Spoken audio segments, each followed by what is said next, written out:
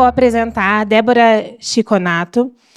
O título da apresentação dela é Regeneração do óleo isolante utilizando DMU em equipamentos de alta tensão. A Débora é graduada em Química na UFPR, tem MBA em Gestão de Processos e Qualidade na Uninter. Atua como química na Taesa, sendo responsável pela realização das análises físico-químicas e cromatográficas e diagnóstico em óleos isolantes. Débora, por favor.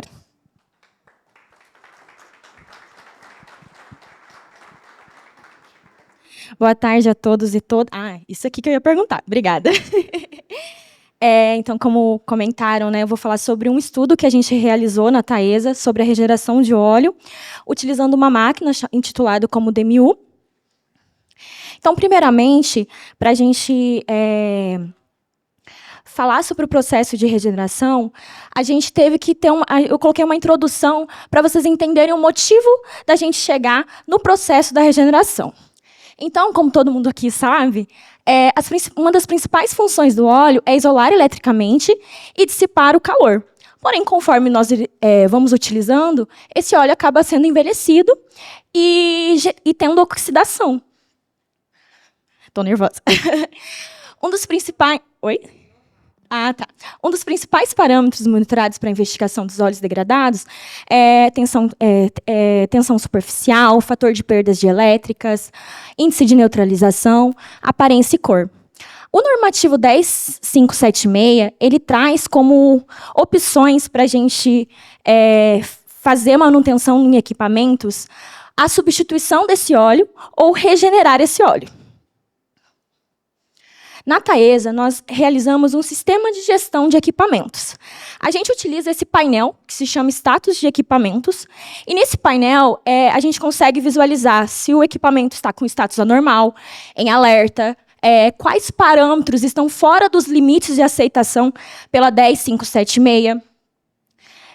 Dentro desses parâmetros, quais estão indicando oxidação do óleo. A partir desse monitoramento, nós identificamos que 5 equipamentos necessitavam de uma manutenção preventiva. E, como eu mencionei, né, no primeiro slide, o normativo ele indica regeneração ou a substituição do óleo para esses casos. Então, o que a Taesa fez? Vamos, então, decidir se iremos regenerar o óleo ou se iremos fazer a troca do óleo. E, para isso, a gente trouxe pontos positivos e pontos negativos. Quando a gente pensava na regeneração, a gente pensou que a gente poderia fazer o processo utilizando o pessoal interno, ou seja, os mantenedores das subestações. A gente tinha uma máquina, intitulada como DMU, que poderia ser utilizada e adaptada para esse processo. Nós tínhamos os insumos disponíveis.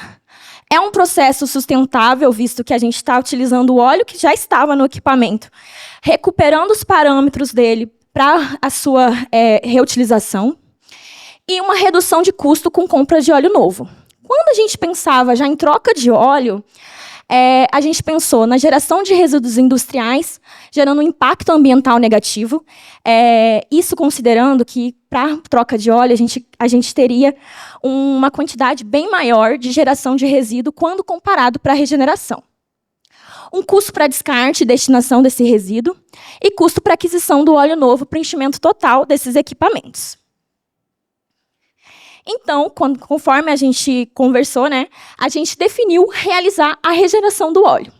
Porque a gente, como eu mencionei, ele realiza a remoção dos contaminantes, é um processo econômico e ambientalmente viável frente à compra de substituição por um óleo novo. Ele recupera as características físico-químicas e aumenta a vida útil do óleo isolante.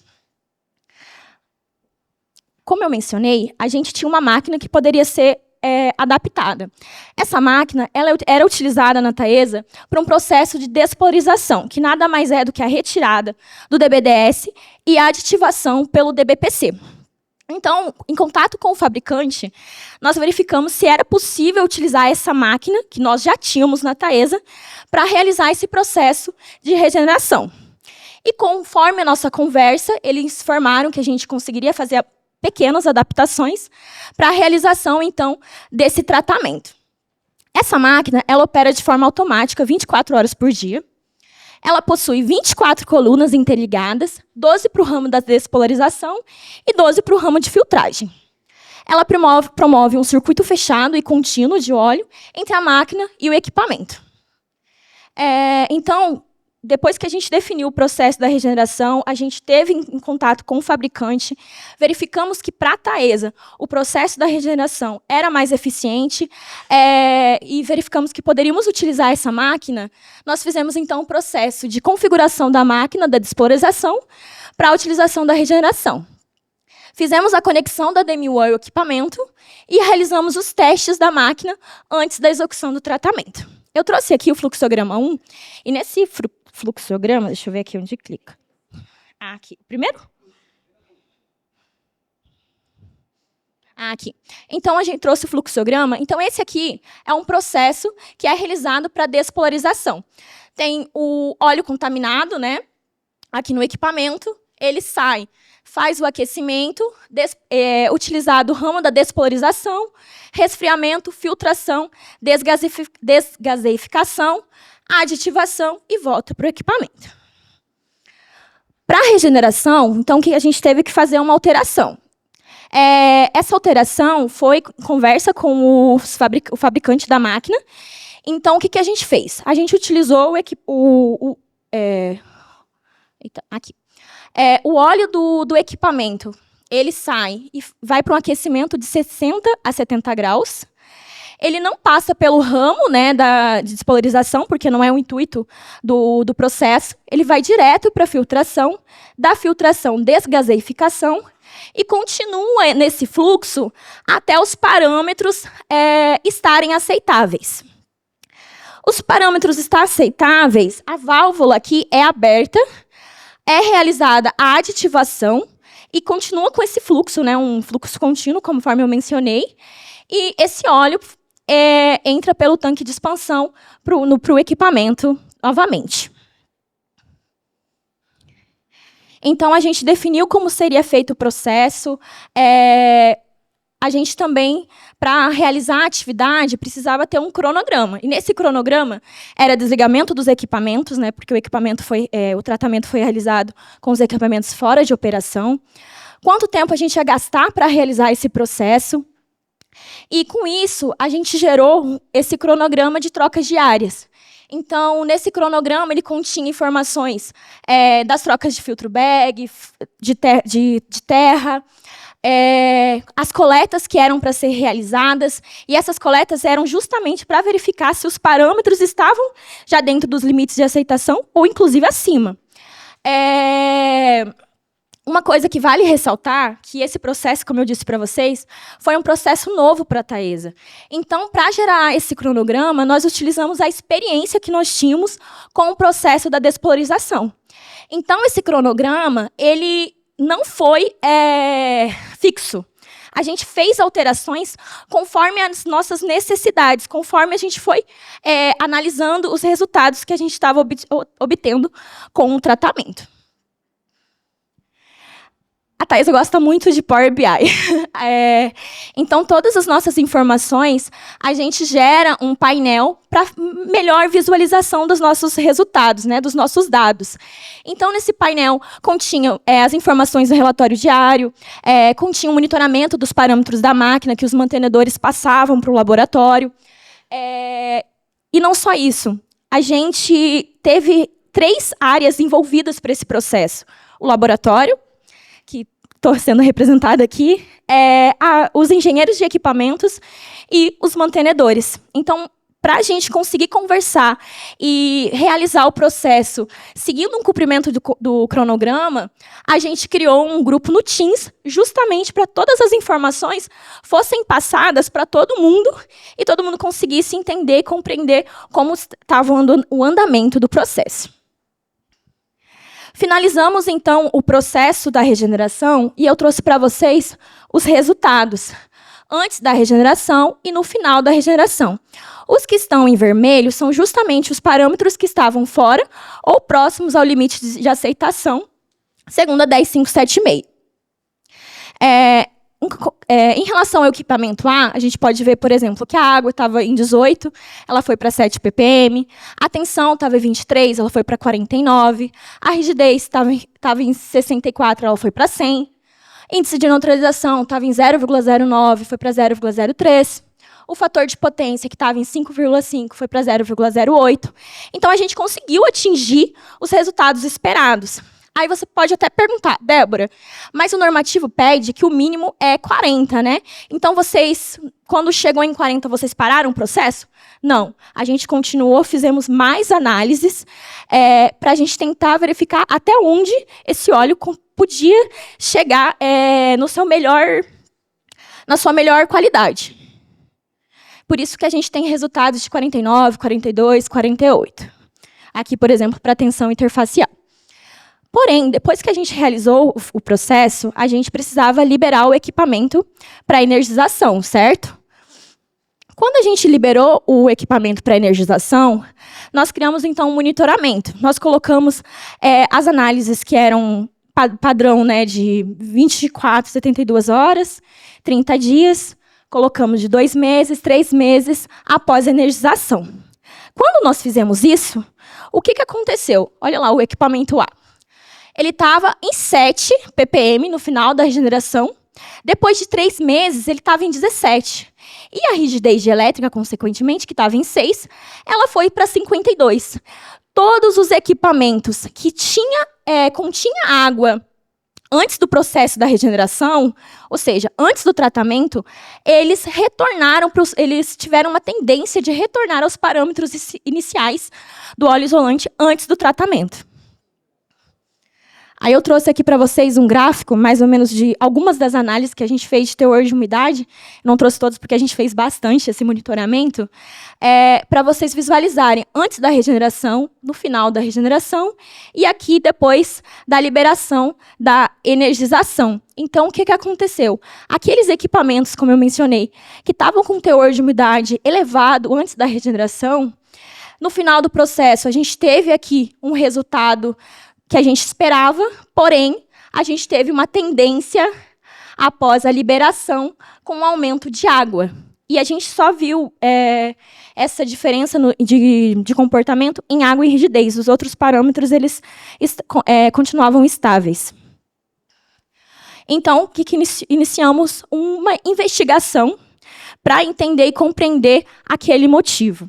Né, de termos esse resultado que a Taesa não estava esperando.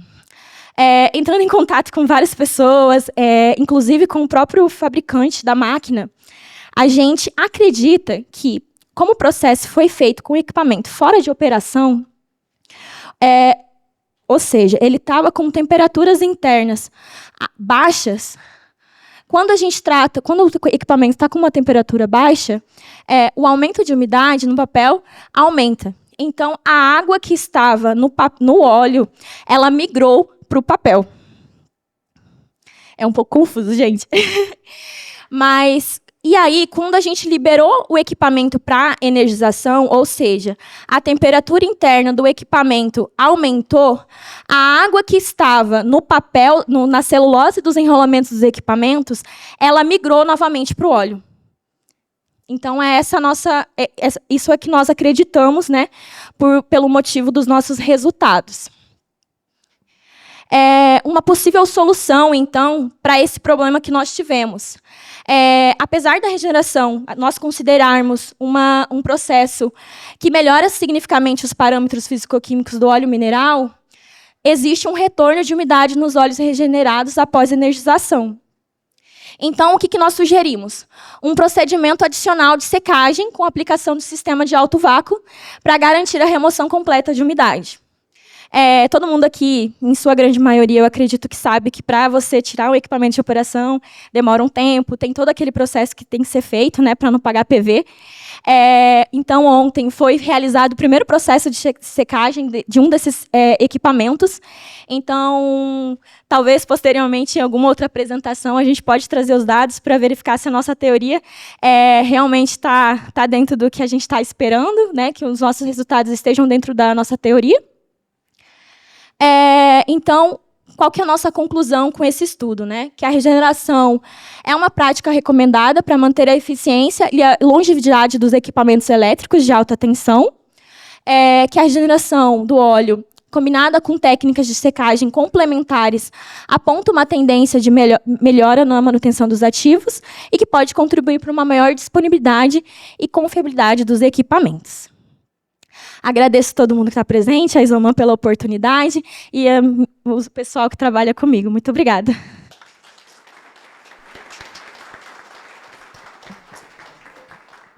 Perguntas? Nossa.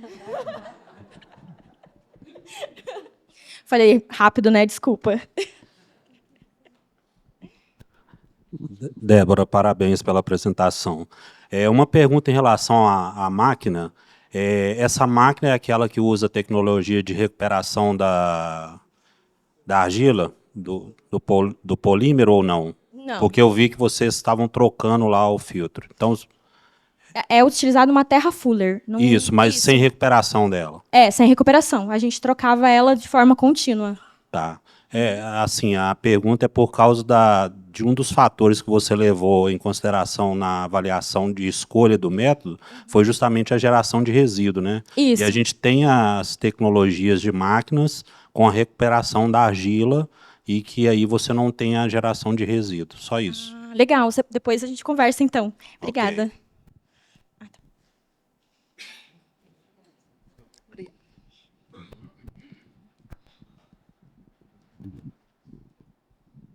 Oi, eu tenho uma pergunta aqui de curiosidade e dar um palpite. Essa máquina aí, Adson, de fato, ela recupera a terra fuller, mas não no local, no fornecedor. Isso. A curiosidade que eu tenho é o seguinte: vocês conversaram com o fabricante. Sim. Ele recomendou fazer desenergizado ou foi a decisão de vocês de fazer desenergizado? Então, a gente definiu em realizar fora de operação. Mas depois ele explicou para a gente que a gente poderia utilizar ele em operação.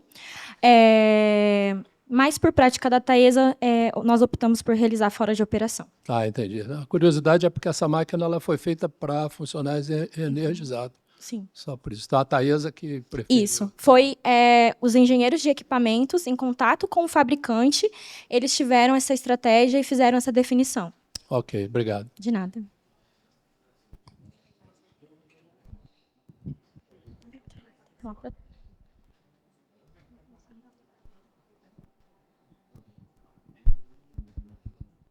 Oi. A gente faz bastante tratamento de óleo, né?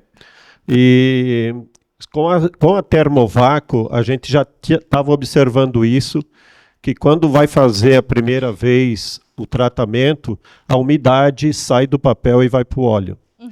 E o que a gente vem fazendo? A gente não garante mais no primeiro tratamento. A gente começou a conversar com os clientes e passa para eles que lá pelo segundo ou terceiro tratamento que vai suprir a necessidade dele. Uhum. Porque isso você vai ver que vai adiantar, você vai ter o teu objetivo depois disso aí.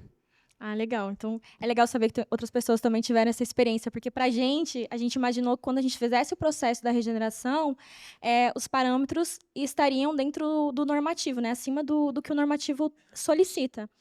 E quando a gente teve esse resultado, a gente ficou... Por quê? O que aconteceu? Então, isso foi... Aí, nesse momento, a gente sentou, começou a fazer leitura mesmo, para tentar identificar o motivo e pensar em uma estratégia para a gente não ter esse resultado novamente. Então, no momento, inclusive, a gente está com um processo de checagem nesses 5 equipamentos, justamente para a gente atingir o que a gente estava almejando com a regeneração. Quando começou aí a Diagno começou a fazer a explanação ali de umidade na celulose, aí a gente começou a observar isso aí, que acima de uma determinada temperatura isso acontece.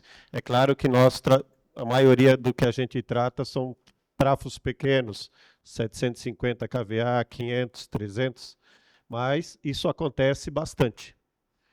Tá bom, obrigada. Mais alguma pergunta?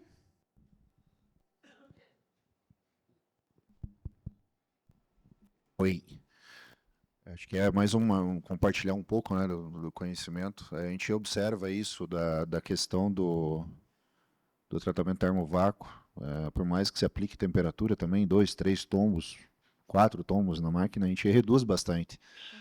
Mas ocorre a estabilização após a rotina, né, de estabilidade térmica, vamos chamar assim, né, o comportamento térmico do equipamento. Por experiência, nós tivemos, há algum tempo atrás, um dos PIDs, o pessoal utilizou alguns materiais adsorventes, né, de umidade e deixou como se fosse um tratamento online.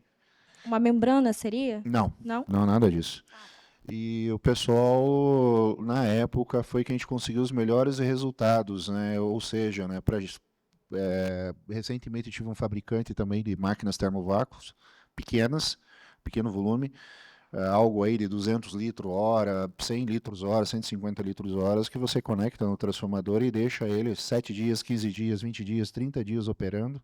Se o teu intuito é realmente não tratar o óleo, mas tentar secar o transformador, ou seja, secar a parte ativa dele, a única forma que a gente enxerga hoje é você aproveitar o ciclo térmico dele, aproveitar que ele está ligado, né, e deixar um pequeno volume, deixa ele lá ligando, que a hora que ele esquenta, ele vai ter esse comportamento, como o colega comentou, de expulsar essa água para o óleo, né, e nesse momento você está ali capturando, né. É É a justamente, forma efetiva. é justamente isso que a gente fez no equipamento que eu falei que a gente tratou essa semana. Aham. Então, a gente pensou justamente Só nesse cuidado para não secar demais. sentido. É, Quebra de... obrigada. Alô? Oi, Débora, parabéns. Isso. Esse microfone tá, ok. Qual é o porte? Eu não consegui observar nos seus slides o porte desses equipamentos. Acima de 145 kV e eles tinham mais ou menos 20 mil litros.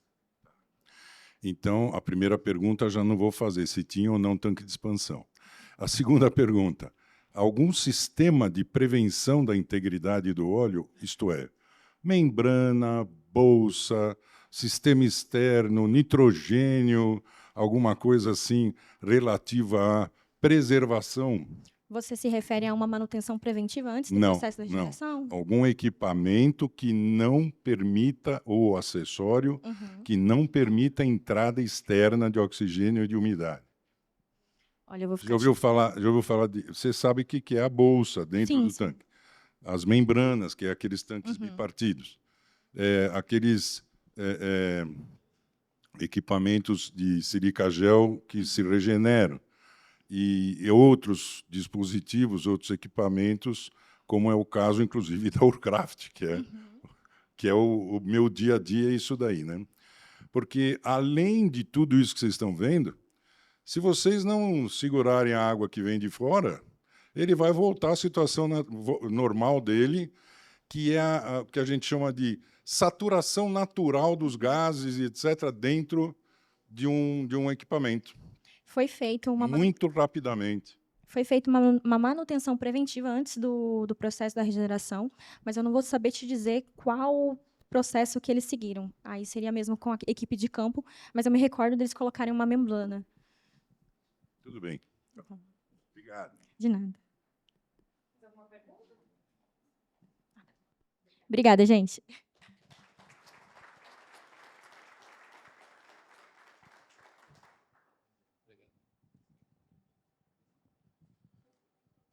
Ok, pessoal, vamos continuar com os trabalhos. Eu vou chamar agora o próximo trabalho, que é a aplicação da inteligência artificial regenerativa na manutenção de transformadores. Quem vai apresentar para nós é o João Carlos Gomes. Espero que ele esteja aí ainda. Ah, está aqui. O João Carlos é formado em técnico em petroquímica na Escola Tecoceleiro Antônio Prado de Campinas. Formou muita gente boa lá. Ele trabalha na área de óleos isolantes há muitos anos, desde os anos... Isso. Você que falou. O João Carlos começou na empresa Lubflex, foi a primeira regeneradora de óleo do Brasil. Depois ele trabalhou muitos anos para outras empresas do mesmo ramo. Desde lá tem seus negócios. Hoje ele é diretor da Trafocare, que presta serviço de assessoria de manutenção de transformadores. Então, vou passar a palavra para o João Carlos.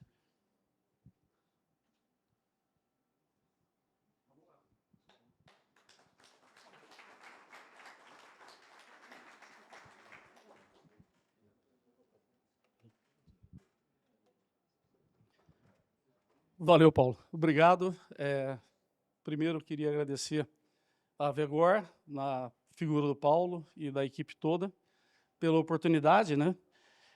Eu descobri, preparando essa apresentação, que eu estou com 45 anos de manutenção de fluidos isolantes. Cara, é uma coisa que realmente vai passando o tempo e a gente acaba não se levando em conta. Não, de jeito nenhum, João. Então é o seguinte, essa minha palestra, a aplicação da inteligência artificial na manutenção de transformadores, ela surgiu de eu participei de um evento de inteligência artificial em São Paulo, numa empresa chamada Adapta, onde foi o maior evento até agora de inteligência artificial no Brasil. E o que me chamou a atenção é que eu, com essa idade toda, achei que ia lá, ia ter só jovenzinhos, né? Muito pelo contrário. O público que estava lá era um público acima de 40 anos, lógico que tinha muita gente nova, né? Mas o que eu vi lá me deu a certeza que ou nós estamos, o setor elétrico, né, muito atrasados em relação à inteligência artificial, ou alguém está escondendo alguma coisa. Não é possível, entendeu? O nível de desenvolvimento da inteligência artificial e a generativa hoje, em todas as áreas, é fantástico. Nós tivemos para vocês terem uma ideia, teve uma apresentação, uma palestra do Danilo Gentili, né, que fez um game show, onde ele apresentou várias figuras e comparou várias figuras, onde uma figura era uma foto real de um local, por exemplo, de uma pessoa, e outra era uma foto criada pela IA. E mais de 50%, tinha 5.000 pessoas dentro do evento, e mais de 50% o pessoal errou. O pessoal achou que era natural e foi feito pela inteligência artificial, né? Aí eu falei, bom, eu acho que esse é um tema de relevância, porque, além de estar em todos os lugares, hoje a gente vê, a inteligência artificial ela está em todos os lugares hoje. Se você pega o seu celular, hoje está no celular. Se você está falando alguma coisa e for o da Apple, a Siri vai ouvir, a hora que você abre o celular, vai ter algum anúncio, alguma coisa que você te propondo alguma coisa que você acabou de falar. Entendeu? Então, a ideia é essa. Mas deixa eu falar para vocês aqui, antes, como o Paulo falou, eu vou passar aqui a minha história, que mais ou menos é a história do óleo mineral isolante no Brasil. Tá? Em 79, eu me formei no Colégio Técnico Conselheiro Antônio Prado, como o Paulo falou, Coticap. Era uma escola técnica que era mantida pela Ródia na época. O conselho da escola o presidente da Ródia era o presidente do conselho, e formava técnicos para futuramente trabalhar na própria Ródia, no centro de Paulínia, tinha lá o centro de pesquisa, a própria produção, e também para algumas empresas da região, 3M e tudo mais. E, portanto, já tinha naquela época laboratório piloto, a gente fazia síntese, então era uma escola realmente de formação muito boa. Logo em seguida, eu me formei e fui trabalhar na primeira empresa de regeneração de óleo do Brasil, que é a Lubiflex. A Lubiflex, como o Paulo falou, foi a primeira empresa a fazer regeneração de óleo de transformador no Brasil, com o processo de tratamento ácido. A gente tratava o óleo com ácido sulfúrico, neutralizava com hidróxido de cálcio, e colocava uma terra fuller, que na época a gente chamava de uma argila, que vinha de Taubaté, e depois passava no filtro prensa e o óleo estava regenerado, né? Eu trabalhei na Lubiflex até 83, quando eu fui para a Siemens. Um detalhe importante, entre 79 e 83, todo o óleo isolante que era fornecido no Brasil, era fornecedor exclusivo, a Petrobras, e a Petrobras importava esse óleo da Romênia. Como esse óleo vinha contaminado nos navios, esse óleo era necessário que fizesse a gente chama um polimento, né, com argila, e isso era feito também na Regenera, na Lubiflex. Então, todo o óleo brasileiro que entrou entre 79 e 83, quando a Petrobras fez a unidade dela no Rio de Janeiro, lá na Guarajei, né, passou por lá. Então, nós temos aí quase 20 milhões de litros por ano que passou por lá. Eu vou falar isso por quê? Porque durante esse processo de tratamento, a gente fazia o polimento, entregava a Petrobras, e a Petrobras distribuía. Mas, vez por outra, a Lubiflex ela produziu muito óleo de transformador. Como que ela produzia óleo transformador? Ela usava o óleo básico, fazia um corte de um óleo mais pesado com óleo mais fino e produzia, então, os óleos que era chamado de SB, 78A e B. Bom, eu saí da Lubiflex em 83, fui para a Siemens, fiquei lá na Siemens, na Fábrica 2, na verdade era TUSA, né, Transformadores União, que ainda era TUSA. Fiquei lá até 88, no laboratório de controle de materiais. Quando eu saí e fui, então, para Regenera. Regenera eu entrei em 89, e aí eu vou falar com o Paulo, que a Regenera foi uma das primeiras empresas também para prestar serviços de análise de óleo para o setor industrial. Segunda. Descobri hoje que foi a segunda. Eu saí da Siemens justamente para fazer essa parte de análise de óleo, montamos um laboratório, inclusive de análise cromatográfica, e começamos a trabalhar para o mercado. A Regenera tem um detalhe importante, que foi a primeira empresa, né, no Brasil a trazer uma máquina de regeneração de óleo sem descarte de argila, que era produzida pela Fluidex. Fico muito feliz que a Débora começou a fazer a regeneração de óleo hoje. Isso a gente começou a fazer lá em 93. Em 1993, eu fui até a África do Sul, porque todo o processo de regeneração de óleo no Brasil ele era feito por contato ou por descarte de argila. Os percoladores, você tinha que descartar a bauxita e tudo mais. A Fluidex, da África do Sul, veio com uma proposta que você recuperava a própria bauxita que estava instalada nos percoladores. Fui para lá, a Regenera trouxe essa máquina, a gente trabalhou de mais ou menos até 97, com máquinas importadas da própria Fluidex da África do Sul, quando em 97 a Fluidex ela foi vendida para a empresa que o Paulo representa hoje, a SD Myers, e aí nós então começamos a produzir as máquinas de regeneração aqui no Brasil com o próprio nome Fluidex. Então eu saí da Regenera e empreendi e montei duas empresas, a Brastrafo e a Fluidex. A Fluidex era voltada para fabricação de equipamentos, fabricamos equipamentos de regeneração de óleo sem descarte de argila, vários, e a Brastrafo, então, era uma empresa que ficava mais a parte de manutenção de transformadores. Fiquei até 2019 na Brastrafo Fluidex, quando empreendi de novo e montei a empresa Trafoquer Fluicler. A Trafoquer faz a mesma coisa que a Brastrafo já fazia, que manutenção de transformadores, tratamento termovácuo, regeneração, secagem de óleo e análise de óleo em parceria com a ACS, né? E a Fluicler hoje, apesar de eu ter a tecnologia para fabricar máquinas e equipamentos de tratamento de óleo, a gente decidiu não enveredar por esse caminho. Hoje a gente tem a parceria com a Ecofluid, que é lá em Jaguariúna, que fabrica os equipamentos que a gente utiliza hoje, inclusive. eu acho que é isso. O detalhe importante.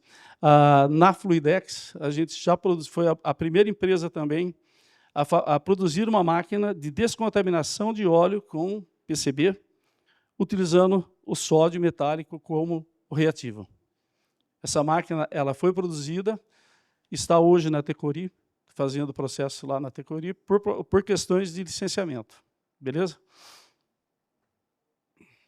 Bom, agora vamos então para o nosso tema, que é a utilização, né, da IA. Bom, a importância da manutenção de transformadores, a gente não precisa chover no molhado, mas eu vou passar para vocês aqui. Por que é importante a manutenção de transformadores? Porque ela prolonga a vida útil do equipamento, porque ela previne falhas, ela também traz a segurança, eficiência operacional, ela garante que está em conformidade com as normas regulamentares, reduz o custo a longo prazo, apesar da manutenção. Ela tem um custo inicial, ela reduz o custo a longo prazo. E também permite hoje o monitoramento contínuo dos equipamentos. Pesquisando um pouco, eu quis saber como é que estava a utilização da inteligência artificial no setor elétrico, não só na parte de transformador. E a gente vê que a IA está sendo utilizada, sim, já no setor elétrico, na detecção de perdas não técnicas, que é um problema sério, né? Então, existe já empresas, a Energisa é uma delas, que faz isso, utiliza a IA para identificar as fraudes e furtos de energia. Na manutenção preditiva, que além de fazer o monitoramento, né, dos transformadores e equipamentos, as redes elétricas também são monitoradas, que evitam as perdas e as paradas não programadas. Também está sendo utilizada na otimização da geração e distribuição de energia, né? Analisando os históricos e padrões, ela pode prever e melhorar e otimizar os sistemas de geração e distribuição. E também ela pode fazer integração de energias renováveis, porque com o aumento da demanda por energia limpa, a IA ela é crucial para gerenciar a variabilidade e a intermitência das fontes renováveis. Então, o pessoal já está usando a IA no setor elétrico. Aqui é só para vocês terem uma ideia, que isso foi uma coisa que apresentaram lá no Summit. A gente acha que a inteligência artificial é uma coisa nova. Não é. Ela vem desde 1950. Desde 1950 foi o primeiro aparecimento da inteligência artificial. Passou por todo o desenvolvimento e, em 97, com o Deep Blue, que vence o Kasparov no jogo de xadrez, foi um marco. E daí para frente, ela não parou mais. Tá? Em 2020, teve o avanço na IA generativa, que é o quê? A inteligência artificial que aprende com ela mesma. Então, ela acaba evoluiu para isso. Como é que nós estamos hoje? Segundo informações do pessoal lá, com a computação quântica, a gente vai ter um salto violento nos próximos anos em relação ao desenvolvimento e à expansão da capacidade da inteligência artificial. Então, é uma coisa que está por vir. Agora, algumas curiosidades, né, da inteligência artificial, que é bom para nós, né? O consumo de energia, para você fazer uma busca no site GPT, por exemplo, ele é 10 vezes maior do que o consumo de uma energia para você fazer uma busca no Google. Então, nós temos 10 vezes mais consumo de energia. Isso faz com que tenha uma estimativa que o consumo global, né, de eletricidade, só por data centers, ele vai ter que aumentar em 200 terawatt-hora por ano, de 2023 até 2030, só para suportar o uso da IA.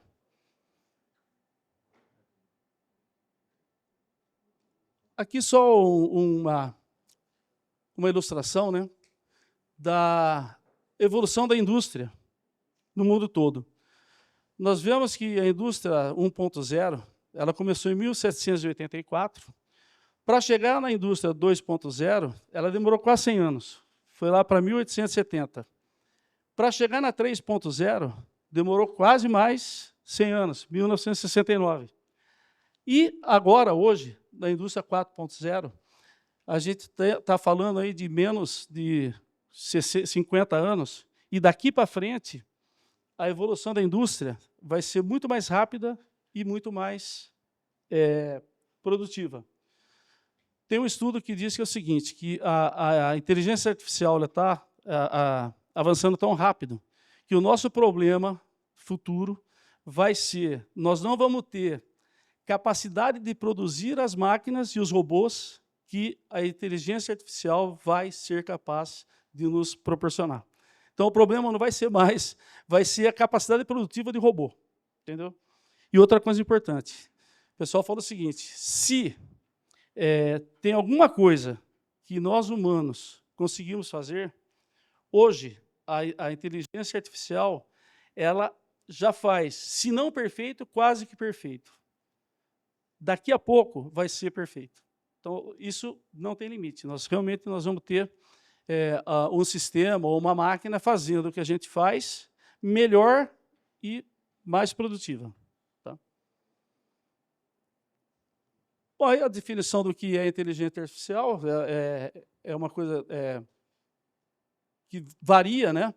Mas é um termo aí genérico que diz que ou máquinas ou sistemas imitam exatamente a inteligência humana. Tá? E também um subconjunto aí, que é o que a gente chama de machine learning, que é o aprendizado de máquina, que é a linguagem que eles usam para poder fazer a programação. O aprendizado de máquina, ou machine learning, né, ele pode ser feito por de duas formas, um supervisionado e o não supervisionado. O supervisionado é aquilo que a gente vê e está sempre no nosso dia a dia. Aí. Como eu falei, você abriu o celular hoje, tem alguma coisa que vai te indicar que você está precisando de alguma coisa, ou seja, ele motiva você a gostar ou querer aquilo que você está pensando. Como funciona? O cientista de dados cria um guia e ensina um algoritmo para interpretar os dados. Isso é feito pelo humano. E o exemplo de métodos, nós temos as classificações, as regressões lineares e os polinomiais. Já o não supervisionado é o sistema que identifica os padrões dos dados sem uma guia. Isso é a IA generativa. E ela utiliza regras de associação. Como que funciona o modelo de aprendizado?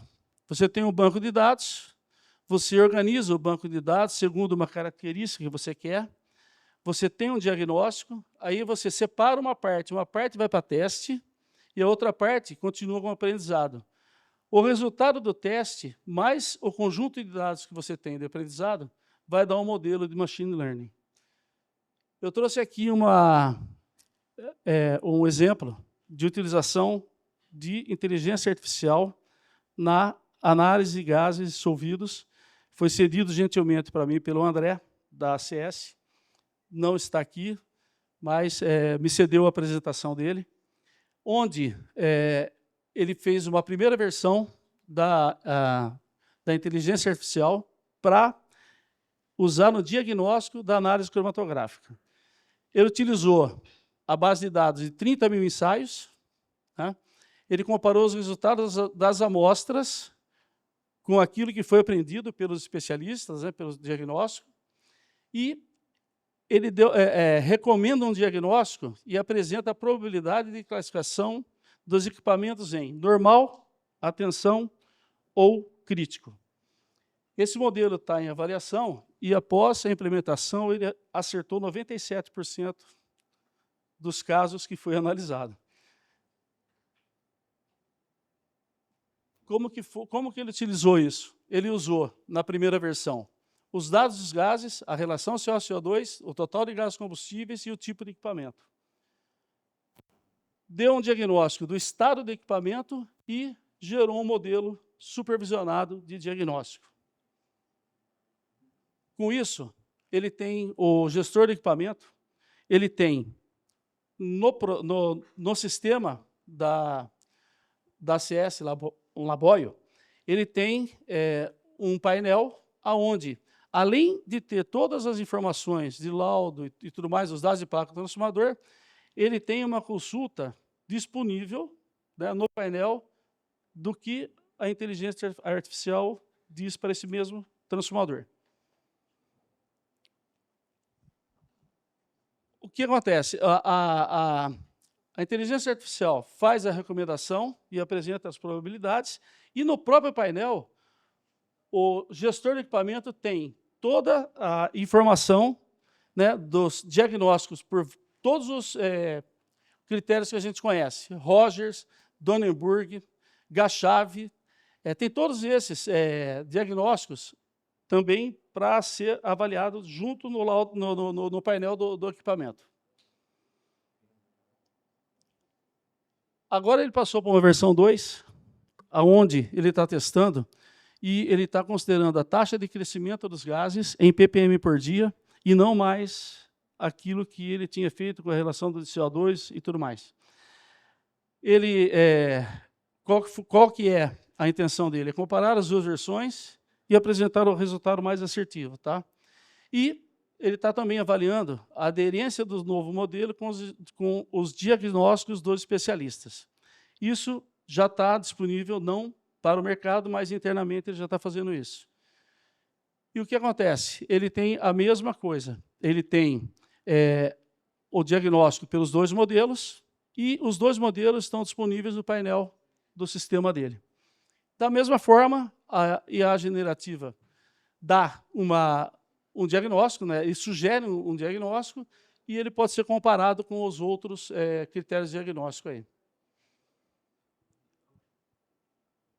Então, comparando os dois modelos que ele tem, o modelo 1 e o modelo 2, ele chegou à conclusão que, pela taxa de crescimento dos gases em ppm por dia, ele tem uma criticidade maior. Ele determinou que está com 3,74% crítico dos resultados analisados, dos mesmos resultados, sendo que na primeira fase, na IA1 dele, era 2,6% só. E agora ele está evoluindo, colocando o ChatGPT, que será integrado ao sistema, para poder ser interativo.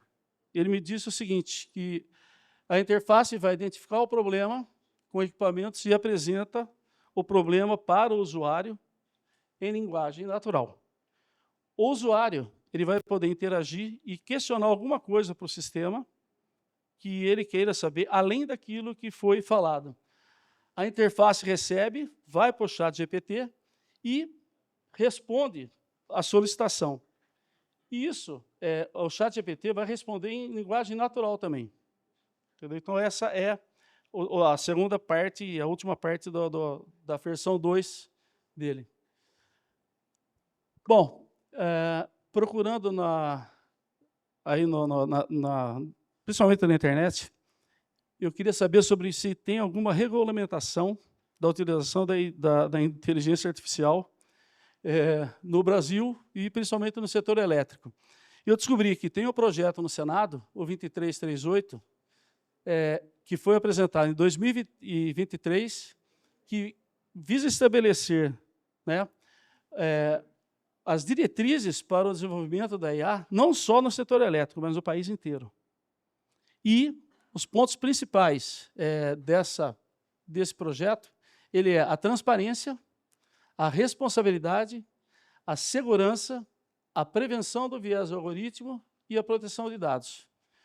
Uma coisa que é importante é o seguinte, tudo que está no chat, né, de inteligência artificial, ou chat GPT-4, ou Gemini, ou Cloud 3, que são os 3 maiores chats hoje, né, em utilização no mundo, ele é de uso aberto.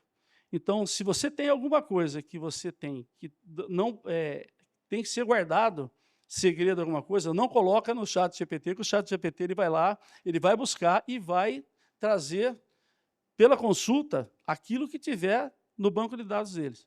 Então, ele não tem esse filtro daquilo que pode ou não pode trazer à tona. Tá? E eu não tenho dúvida do seguinte, que a inteligência artificial ela vai impulsionar não só a indústria, mas vai impulsionar o mundo. Né? Nós temos aí exemplos de profissões hoje que já estão sendo altamente impactadas, né? Principalmente o setor de direito, por exemplo. Já existe os chats, né? Que conseguem uma eficiência tão boa ou melhor do que os melhores advogados do mundo todo, não é só no Brasil. Na parte de medicina, existem chats específicos em que uma área específica, por exemplo, de dermatologia, a gente tem o chat acertando mais de 70% dos diagnósticos apresentados pelos sintomas que a pessoa apresenta, né? Sendo que os próprios médicos têm um índice abaixo disso.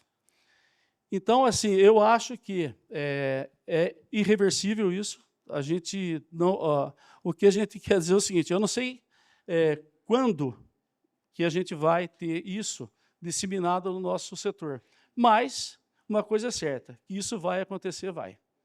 É uma coisa que eu, com toda a minha experiência, né, começando lá atrás, eu vejo renascer essa possibilidade. E uma coisa muito importante, né, a gente vai morrer, a gente vai passar, vai morrer, mas tudo que está na inteligência artificial, no banco de dados deles, vai ficar. Então, a possibilidade da gente conseguir armazenar, principalmente as evoluções, né, e as conquistas de especialistas em cada setor, ela vai permanecer, ela não vai acabar mais. Então, é uma coisa que realmente é uma evolução que, para a humanidade, ela é benéfica e irreversível. Lutar contra a inteligência artificial é uma besteira. Tá bom? Obrigado, pessoal. Pessoal, devido ao horário, podemos receber uma pergunta. Caprichem, por favor.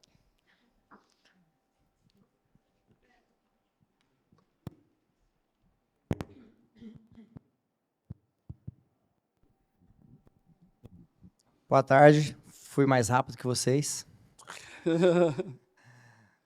João Carlos, baseado no que você falou e em algumas informações que a gente tem tido, né, nos meios aí, na internet e tal, existe uma tendência, pelo menos alguns grupos de pessoas têm mencionado a imortalidade.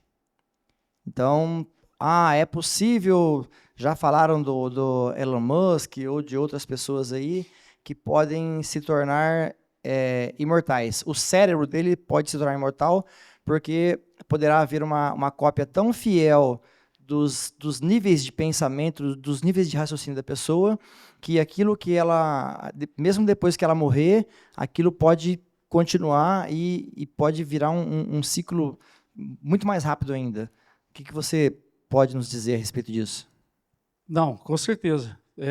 O que ficou patente nesse evento é o seguinte, o ser humano que é imortal, isso realmente não vai acontecer. Mas com a nova computação, o genoma humano ele vai ser sequenciado e você vai ter remédios, principalmente específicos, não mais para a doença, e sim para o cidadão. Porque quando a indústria farmacêutica ela produz o remédio, ela produz para a média. Tanto que ele funciona para alguns mais ou menos, para outros não funciona nada. Então, com o aumento da capacidade computacional, né, isso vai acontecer, isso vai prolongar a vida, com certeza vai prolongar a vida. Agora, com o nível de informação e com o banco de dados que o ChatGPT tem, o Gemini tem, com certeza você consegue hoje, fazendo um bom prompt, que o pessoal chama, escrever um livro como se fosse Shakespeare, por exemplo. Isso já está disponível, a ponto de, em alguns casos, Se você escrever um livro, ou mesmo fazer uma música, como se fosse Beethoven, é muito pouco provável que alguém que não tenha essa percepção vai saber se foi feito ou não o livro pelo Shakespeare ou a música pelo Beethoven. Já, é exatamente isso. Essa é a grande vantagem, porque além de você ter toda a informação daquilo que a pessoa fez na vida, né, a IA ela vai desenvolvendo, e isso aí é uma coisa que está rápido demais, né, exatamente o pensamento como se fosse o humano. Beleza? Obrigado, pessoal. Parabéns.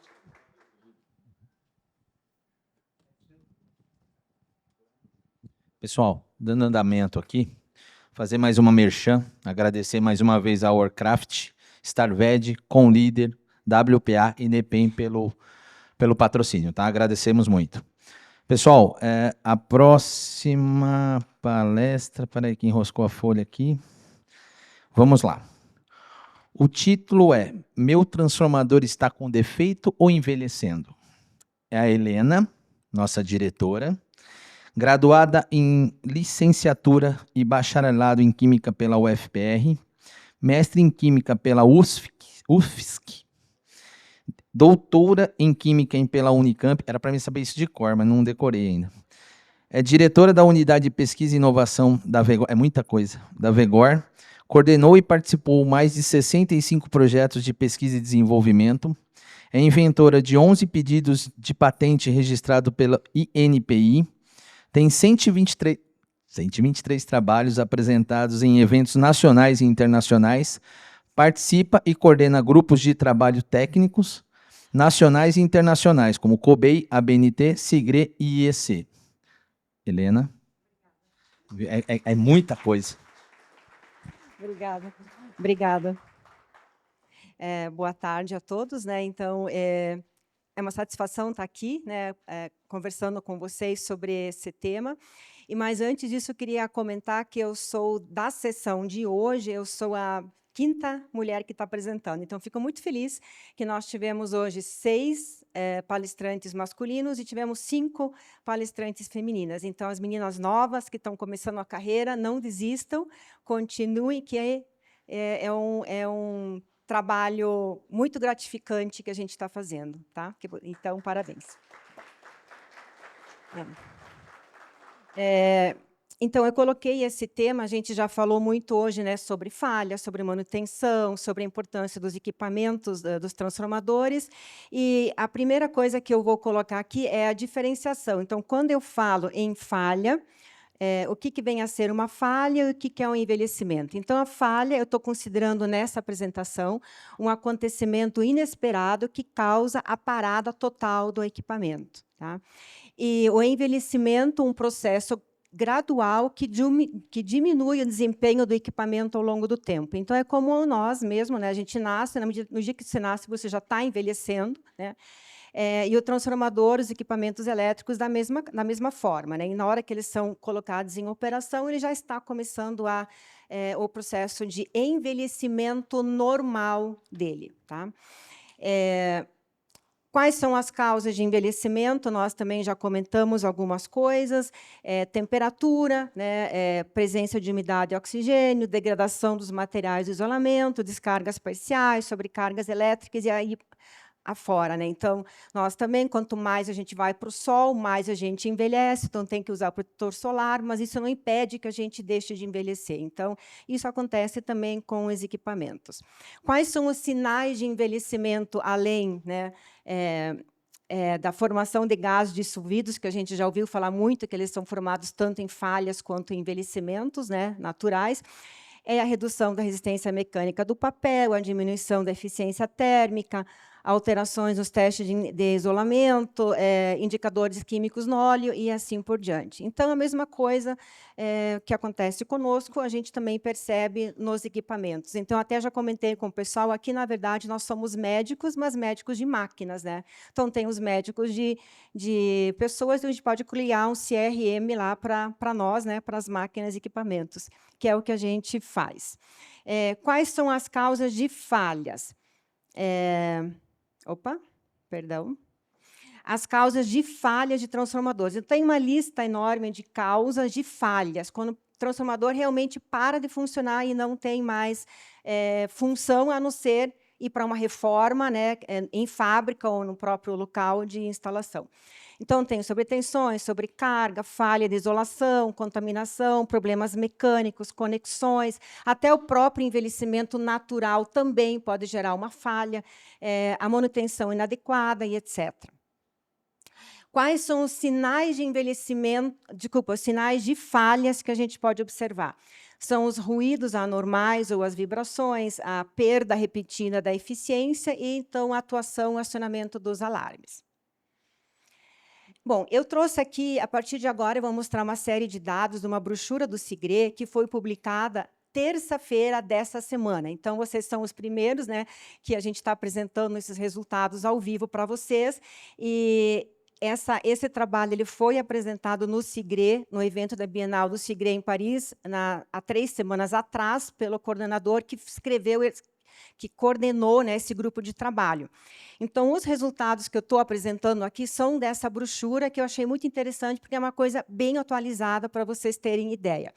Então, aqui, nesse grupo de trabalho, que é mundial, tem a participação de vários países, inclusive o Brasil também participou com um representante desse trabalho, eles analisaram equipamentos da Europa, da Ásia, América do Norte, Oceania, também da África e da América do Sul, em menor quantidade. Então, o Brasil não mandou muitas informações, mas participou do grupo de trabalho.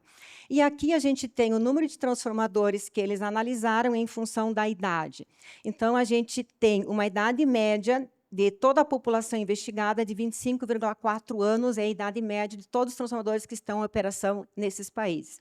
E a gente percebe que tem, desde o nascimento, aqui, né, o começo, até uma idade já um pouco mais avançada, mas também não é idoso, né? Está na terceira idade aqui já, no finalzinho, mas estão lá operando tão bem quanto os novos. Uma outra coisa que eles trazem são as fases e as retiradas, as falhas, desculpa, e as retiradas. O que é retirada aqui? É aqueles transformadores que estão tão velhinhos que a equipe decide tirar da operação, né? Então, o que eu chamei aqui de aposentados, tá? Por classe de tensão. Então, eles separaram o estudo em trafos de subestação, aqui, reatores e transformadores elevadores. Tá? Então, o que a gente percebe aqui? Desculpa aqui é taxa de falha e aqui a taxa de aposentadoria, né, em função desses tipos de transformador, desses equipamentos que eu coloquei aqui. E aqui, no final, tem o total. Tá? Então, o que a gente percebe aqui? Que dos transformadores elevadores, 0,8% falharam, nesses que estão lá, que estão reportados naqueles países que eu comentei antes. Com relação à aposentadoria, que saíram da operação porque estavam com idade avançada, quantos foram? Foram 1,1% de transformador total desses equipamentos, 1,1% dos transformadores elevadores aqui também foi aposentada. Então, o que teve maior taxa de falha aqui, que são os elevadores, também teve a maior taxa de aposentadoria. Tá? Seguido dos reatores, que teve uma taxa de falha de 0,5% e uma aposentadoria de 0,6%. Ou seja, à medida que foi a taxa de falha, é muito parecido com a taxa de aposentadoria que está sendo retirada. Tá? Então, eles estão sendo tirados de operação por esses dois motivos, falha e idade avançada no mesmo período. Qual que é a análise da natureza dessa falha? Como é que essa falha se iniciou? Então, o que eles comentam aqui? Que o principal fator que fez com que o equipamento falhasse é o elétrico. Então, aí nós químicos ganhamos, gente. Vou ter que comemorar, porque, né, aqui a falha é elétrica, né, então a gente tem a falha de propriedades físico-químicas no óleo, de 3%, que geraram essa falha. Então, por exemplo, enxofre corrosivo poderia ser um desses contaminantes, né? Projeto de elétrico, 31%, propriedade mecânica, 19%, e térmica, 4%, e sempre tem essas falhas desconhecidas, né? O que é desconhecido aqui, ó? O transformador explodiu e ninguém conseguiu inspecionar para saber por que ele explodiu, tá? Então, isso são os desconhecidos. Então, que eu considero ser um valor bastante elevado, né? Diante de todas as ferramentas que a gente tem de monitoramento disponíveis hoje, né? Aqui é a mesma slide, com a mesma análise da natureza da falha, só que agora por equipamento. Aqui, ó. Então, nós temos aqui, ó, da parte de elétrica, qual é o grupo que falha mais pela problemas de elétricos? São os reatores. O grupo que falha mais por propriedade mecânica, por falha mecânica, na verdade, são os transformadores de subestação. E o grupo que falha mais por problemas elétricos são os, aqui tem quase um empate, mas são os transformadores elevadores, seguido dos transformadores de subestações. E aqui a parte térmica, nós temos os transformadores, elevadores, e a parte físico-química, que no caso é o óleo, são os subestação e os reatores. Aí teve um outro panorama que eles avaliaram, que foi qual é a localização daquela falha que deu, né? Então, nós já sabemos por que eles falharam e qual é a localização dessa falha dentro de um universo de 848 equipamentos falhados. Então, a maior taxa de falha que foi reportada aqui é aqui nos enrolamentos, então 37% foi localizada aqui, 25% nas buchas, e aqui no comutador são 19%. Então, esse é o panorama de maior taxa de a localização das falhas. Aqui tem a mesma coisa agora para os diferentes transformadores de subestação, de reatores e dos elevadores. Então, de buchas, quem venceu a maior taxa de falha em buchas são os reatores. Nos enrolamentos, então, são os transformadores de subestação. Análise da causa da falha. Do universo de 783 equipamentos falhados, qual foi a causa, né, dentro daquela falha que a gente já viu a natureza dela? Aqui estão as causas. A principal causa aqui que foi reportada são outras razões, né? E depois nós temos aqui as falhas desconhecidas, também que o equipamento explodiu, ninguém sabe por quê. Aqui não se identificou o defeito, não se sabe por que ele falhou. Depois nós temos aqui o material com 11%, eventos externos 13%, envelhecimento 10% e assim por diante. A qualidade do óleo está aqui como sendo 4%. Desculpa, 4%. Depois temos a detecção da natureza da falha. Então, como é que essas falhas foram detectadas, né? Aqui no universo de 769 equipamentos falhados, elas foram percebidas, essas falhas, através da atuação dos relés de proteção, né? Então, 44% foram percebidas com esse monitoramento. Depois, nós temos o relé de Buchholz, falhas desconhecidas, aqui de novo, que eles não dizem como é que elas foram detectadas. Não, porque explodiu, na verdade, aqui, né? Monitoramento online, 4%, inspeção visual, né, na próprio equipamento, 6%, e o que chama a atenção da gente é o laboratório análise DGA, só 3% de todas as falhas foram detectadas pela análise do DGA. Aí a gente estava até conversando ontem, né, eu e o Paulo, por que isso acontece? Nós somos muito ruins, né, no nosso diagnóstico, ou os engenheiros de manutenção não acatam os nossos diagnósticos, né? Então, existe esse problema que a gente pode discutir depois no coffee break, no coquetel, né? Para rolar uma briga ali, se vocês, né? O que de fato a gente acha que está acontecendo. A detecção da natureza da falha, aqui, então, é esse mesmo slide, só que agora com os equipamentos. Então, os alarmes, né, eles foram mais úteis na detecção de falha nos reatores, seguidos pelos transformadores de subestação e depois os elevadores. Depois temos os ensaios de DGA, aqui, ó, transformadores e elevadores, teve uma resposta boa. E aqui tem os outros sistemas de avaliação de tipos de falha. Então, aqui, eu já estou no meu tempo, né? Aqui a gente tem como é que a gente pode fazer rastreamento de problemas na isolação líquida. Então, muitas vezes, o cliente liga para a gente e fala assim, eu tenho enxofre corrosivo, mas eu quero fazer tal ensaio. Então, você fala para ele, não, esse ensaio não vai te dizer nenhuma resposta. Então, que ensaio que tem que fazer? Às vezes, o cliente não sabe. Isso aqui é uma tabela bem legal, que ele mostra com clareza quais são o tipo de problema que vocês estão procurando, né? E quais são o grupo de testes que vocês têm que fazer em laboratório para identificar se isso realmente é um problema, tá? Como ela falou, alguém falou do nitrogênio, oxigênio, né? Então, o que se faz? Que teste se faz aqui, ó? Rigidez elétrica e gases dissolvidos. Então, e assim por diante. Então, isso pode ser útil para vocês, né? A gente vai disponibilizar essa apresentação para vocês depois. E quando a gente fala da isolação sólida,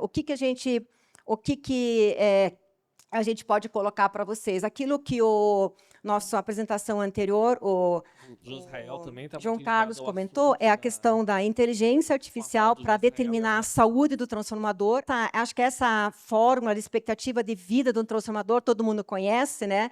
Então, a gente faz a durabilidade. Quanto tempo dura meu transformador envelhecendo naturalmente? Isso vai depender principalmente da temperatura que ele está operando. Então, a temperatura é que vai dar, principalmente, a vida útil remanescente que esse equipamento tem. Então, a gente consegue calcular isso bem facinho por essa equação matemática. Só que, tudo bem, eu calculei, mas tem outros fatores que aceleram o envelhecimento. Se eu vou muito para o sol, eu envelheço mais que uma pessoa que não vai para o sol. Mas a minha expectativa de vida, de saúde, é de 70 anos, vamos dizer, né? Então, que outros diagnósticos eu posso que outros monitoramentos eu posso fazer para ver como está a saúde da máquina, da parte sólida do transformador?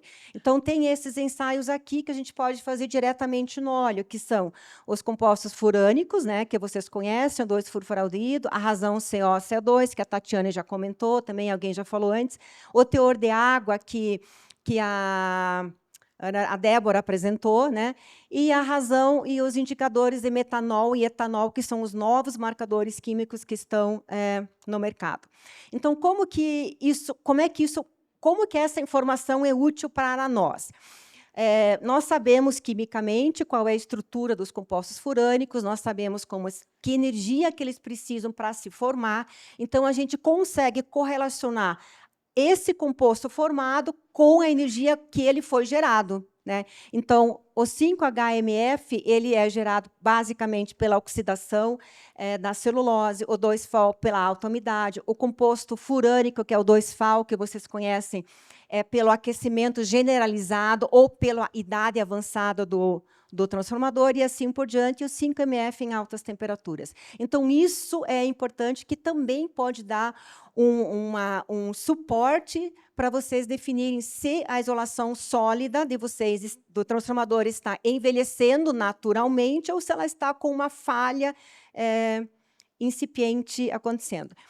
E na questão do 2-FAL, a gente tem essa relação que serve de auxílio para vocês. Então, concentração de 2-FAL nessa faixa de concentração equivale mais ou menos a 1 grau de polimerização nessa faixa, que é uma isolação saudável. e maior que 10 ppm de 2FAL indica já um final de vida útil do transformador. Então, isso também para vocês terem um histórico, né? Lógico que para a gente usar isso, vocês têm que ter um histórico. Não adianta simplesmente fazer uma medição e tentar, em cima de uma única medição, tentar entender o que está acontecendo. Então, tem que ter o banco de dados, tem que ter um histórico, tem que ter uma avaliação, e aí entra o especialista, que hoje, graças a Deus, ainda tem especialista, a inteligência artificial ainda não está não está me substituindo hoje ainda. Então, mas isso vai acontecer em algum momento, né?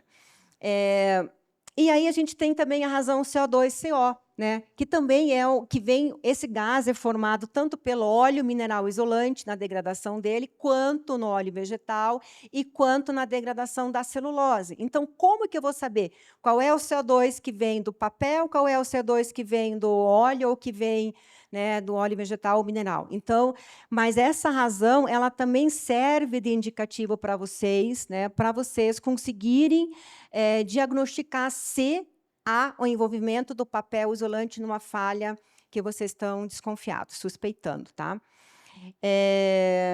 Isso aqui foi um trabalho que a gente fez na Vegor, né, num projeto que a gente executou, e a gente percebeu, né, que em concentrações abaixo de, nessa razão abaixo de 3, né, como a própria IEC comenta aqui, a gente percebe que a falha, a temperatura da falha já é bem mais elevada e mostrou realmente o envolvimento do papel isolante nesse tipo de falha.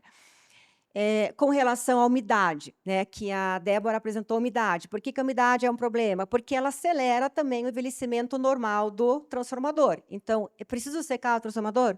Precisa secar o transformador, porque para a gente evitar que aconteça uma falha, porque o que a umidade vai gerar? Pode gerar bolhas, né? Então, se você tem aqui um gradiente de temperatura, que o transformador está numa temperatura X, e rapidamente ele passa por uma temperatura superior, um delta de temperatura alta, a temperatura de formação da bolha, ela diminui. Então, se eu tenho um delta, aqui está em Kelvin, tá? De 40 aqui, 40 graus Kelvin, a bolha vai se formar em temperatura abaixo de 100 graus. Então, isso é um parâmetro crítico. Então, se você tem uma umidade elevada, o transformador, a bolha é um elemento que é, como é que fala? Disruptivo, né? E pode gerar essa falha no transformador.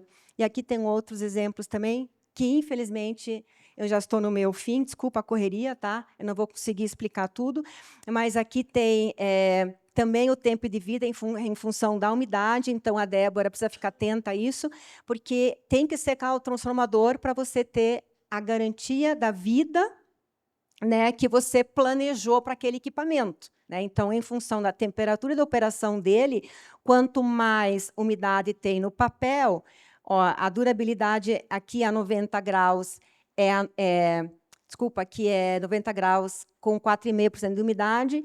A gente tem essa durabilidade aqui de 25 anos, e se você trabalhar num ponto mais quente, você tem uma durabilidade bem baixinha aqui, ó. Essa temperatura que eu estou falando é se ela for sempre constante, 110, que não é o que acontece, mas é uma estimativa.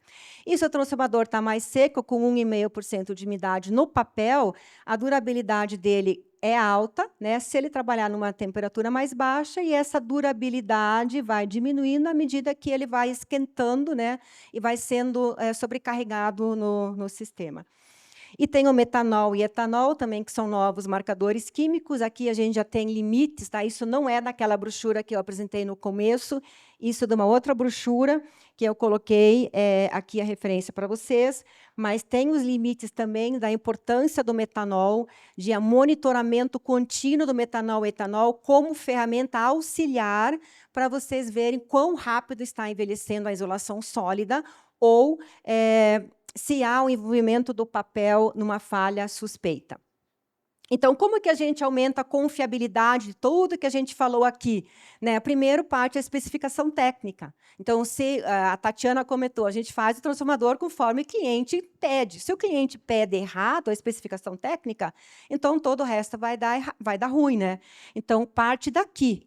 E depois parte do fabricante, aí vem dos materiais que vão ser utilizados, daí vem a operação, que vocês são responsáveis por ela, né, da manutenção preditiva, e do monitoramento, para que vocês tenham dados aqui, ó, para tomar as devidas ações que forem, né, necessárias para aquela situação. Então, pronto, acabei. É isso, gente. Desculpa a rapidez, mas eu estou à disposição de vocês. Quem quiser qualquer um desses materiais, eu posso compartilhar com vocês. Tá bom? Muito obrigada.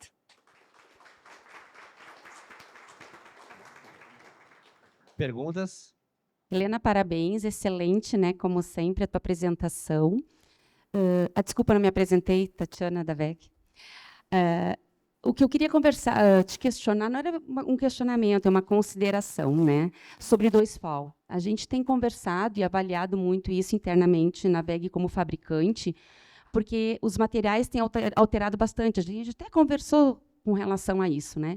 Inclusive, vi alguns trabalhos feitos com relação ao comportamento que está em campo de alguns equipamentos, né, correlacionados com 2FAO.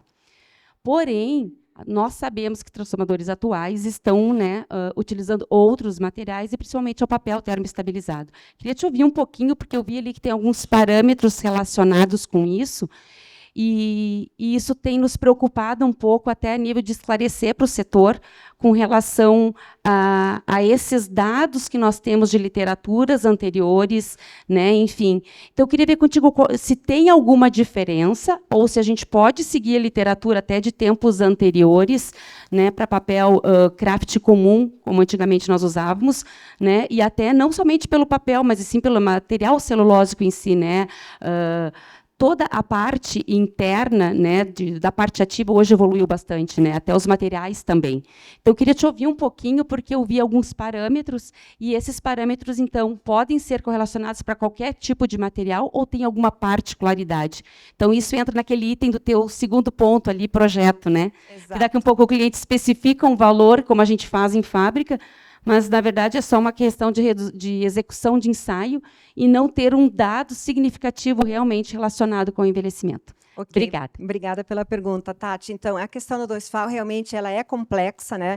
Então, quando a gente põe aqueles valores, aquilo é uma média de 500 coisas que foram que eles apresentam nas brochuras, de 500 dados, né? Então, tem uma oscilação muito grande, isso é verdade, sempre aconteceu, por causa da questão da migração do 2FAO, a mesma coisa da umidade. A umidade vai para o óleo e vai para o papel. O 2FAO também ele é um componente polar, então ele vai ficar no papel, dependendo como for, ele vai, o coeficiente de partição, ele vai para o óleo ou vice-versa. Então, na hora da coleta, você tem esses desvios realmente por conta desse coeficiente de partição. Com relação aos novos materiais, o 2FAO ele vem da degradação da celulose. Não, quando eu falo celulose, eu estou falando de todo o complexo, que a celulose, o papel é formado por ligninas, por hemiceluloses e por celulose. Então, o 2FAO, primeiro, ele é formado pelas hemiceluloses. Então, mas há também relatos que comentam que outros materiais também podem formar algum composto parecido com o 2FAO. Isso também já é verdade.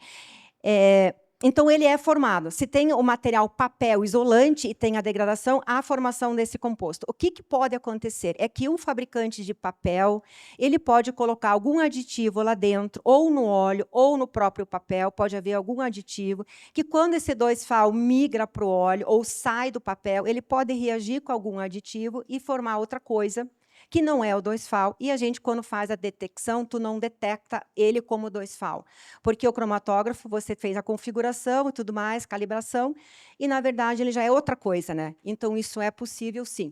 Por isso que a gente orienta, esses valores são orientativos, né? São orientativos e sempre usar em conjunto com mais informações, com análise de gases, com o CO2, CO, com o metanol, com o etanol, e ele é um parâmetro que é importante se você tem um histórico daquela máquina, né? Então, é mais ou menos isso. Falando rápido, que elas estão me cobrando aí.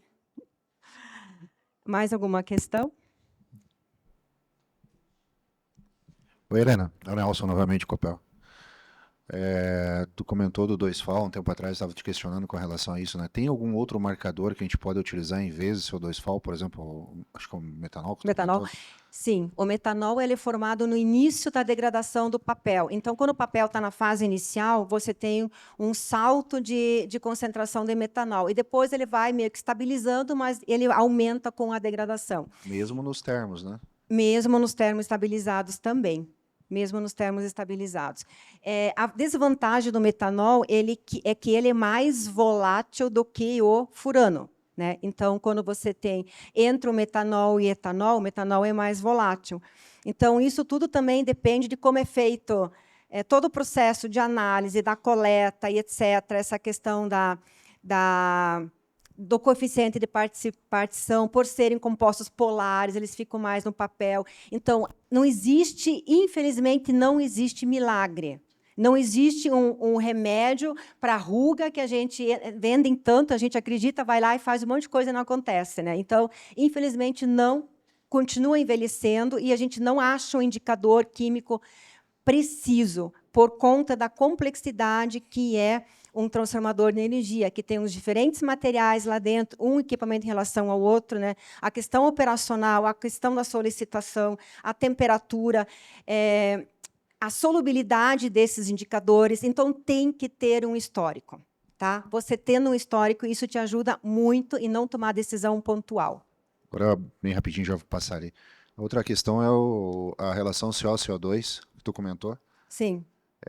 A gente vem observando que, por exemplo, em transformadores mais novos, eu digo 10 anos para cá, talvez 15 anos, 10 anos aí, que essa relação, marcador 3, né, menor que 3 ou 10, a gente acaba encontrando muito, por isso que eu estava falando antes dos sistemas por exemplo, a norma 7274 traz isso também, né?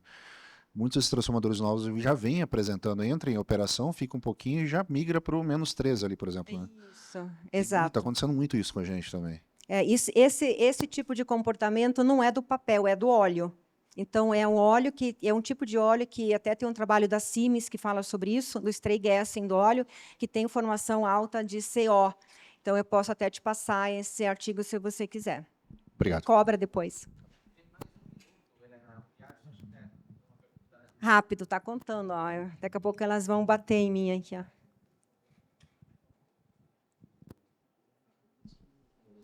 Primeiro, parabéns pela apresentação. A respeito do etanol e metanol, foi testada essa questão da permanência dele no óleo, qual é o estudo em relação à volatilidade dele, quando você consegue pegar ou não. E a segunda pergunta, que está dentro também, o método de análise para ele é o CGMS? Então... Sinto lhe informar que não é só o GCMS e que a gente está atrasado, na verdade. Porque assim, o metanol a gente consegue detectar, inclusive, na própria análise de gases dissolvidos. Então, no momento que tu faz o DGA, tu já consegue pegar o metanol também na corrida. Então, isso a gente precisa criar um grupo de trabalho, uma norma no CUBEI para a gente colocar essa como normativa, entendeu? Para fazer análise de metanol em conjunto. O que era outra coisa mesmo? Sim, isso tudo já foi estudado, sim. Tem uma brochura só sobre marcadores químicos, novos marcadores químicos. Só. Então, tudo isso foi estudado, o coeficiente de partição, a volatilidade, tudo isso já foi equacionado, vamos dizer assim, sabe? Mas é a mesma coisa que 2FAL, tem uma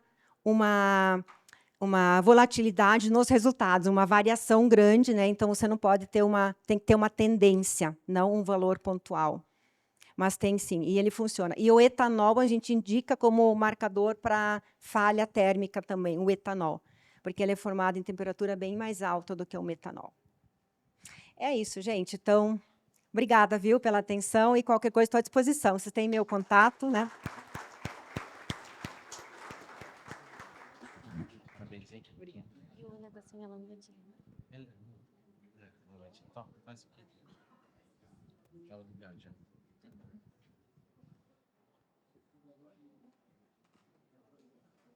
Pessoal, antes de eu anunciar o próximo palestrante, queria pedir ajuda de todos para estarem não esquecendo de preencher a fichinha de pesquisa que está na mesa aí de cada um, tá joia? A gente conta com a ajuda de vocês. O próximo tema chama Deformação Permanente Nitrílica versus Fluorsilicone. O palestrante é o Ari Carlos, da Starved, bacharel em Administração pela FUNEP, São Paulo, realizou treinamento no Senai de misturas e compostos de borracha. Atualmente é diretor industrial na empresa Starved Vedações Especiais. Por favor, Ari.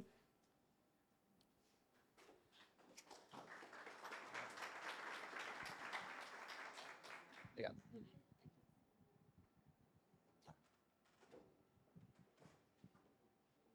Pensei que tinha mais um degrau aqui. Boa tarde a todos. Antes de falar da palestra, só queria dar um recado para Débora. Débora, levanta a mão aí, Débora. Todos ficam nervosos, tá? Pessoal, eu já fui apresentado, mas só para contextualizar um pouco diferente do que ela falou, realmente eu sou da Starved, trabalho na Starved, tenho uma experiência, modéstia à parte, um pouco grande com vedações, já estou há 30 anos no ramo de vedações, mas além da Starved, nós trabalhamos também com a Conleader. Tem aqui o Newton e o Dean, que são da Conleader, e a Conleader é uma empresa parceira da Starved. Então, nós estamos no estado de São Paulo, trabalhamos lá, e o Newton está aqui em Curitiba com a empresa Conleader, e nós fazemos os mesmos produtos, mas não somos concorrentes, somos realmente parceiros. Ele nos ajuda quando pode, ajudamos ele quando podemos, mais ele nos ajuda, né? Porque brincadeira, a gente tem uma parceria muito saudável, né? Apesar de normalmente os concorrentes se engalfinham por aí, mas a gente não tem isso não. Então, estamos juntos até aqui no trabalho aqui, estamos fazendo o trabalho junto, tá bom? Deixa eu só... Bom, então a gente vai falar um pouquinho sobre deformação permanente, uma comparação entre a borracha nitrílica e o fluorsilicone. O que acontece com um dos compostos, o que acontece com o outro composto, tratando da questão de deformação permanente. Antes, só para contextualizar, a deformação permanente ela é somente um dos fatores que pode ocorrer numa vedação, na utilização, que seja num transformador ou que seja em qualquer outro tipo de equipamento. Tá? Tem muitas outras funções, a borracha tem outras compatibilidades mecânicas, inclusive, também, e compatibilidades químicas que essas borrachas precisam ser analisadas. Então, no decorrer do que eu vou dizer aqui, às vezes pode dar uma impressão de que a gente está tentando forçar a barra para o fluorsilicone. De forma alguma não é isso. A borracha nitrílica é muito boa, sempre foi utilizada. Fazemos muita borracha nitrílica para transformador e para outras funções também. Mas a ideia aqui é só fazer uma provocação, digamos assim, né? Para a gente ter o entendimento aí de como elas se comportam, tá bom? Então, o que a deformação permanente pode fazer em relação ao tempo de vida das vedações? Então, se eu tenho uma borracha que dura um determinado período falando de deformação permanente e outra que dura um período diferente, tá, o que isso pode ocorrer, o que pode trazer de benefício ou de malefício uma em detrimento da outra? E quais as implicações que podem ocorrer nos equipamentos, né? Então, se eu tenho uma borracha que deforma mais ou deforma mais rápido, né, o que isso pode trazer de benefício ou malefício para o equipamento, dependendo da borracha que ele tá usando. Só para contextualizar, o nome químico da borracha nitrílica é butadieno acrilonitrilo. comumente chamado de NBR por conta da sigla do nome dela. E a designação da ASTM, inclusive, coloca o nome dela como NBR. E a temperatura de trabalho da borracha nitrílica é de menos 40 até 100 graus. O fluorsilicone, a designação ASTM dele é FVMQ, e a temperatura de trabalho dele pode ser de menos 60 até mais 250. Então, ele tem um range bem maior de temperatura do que a nitrílica.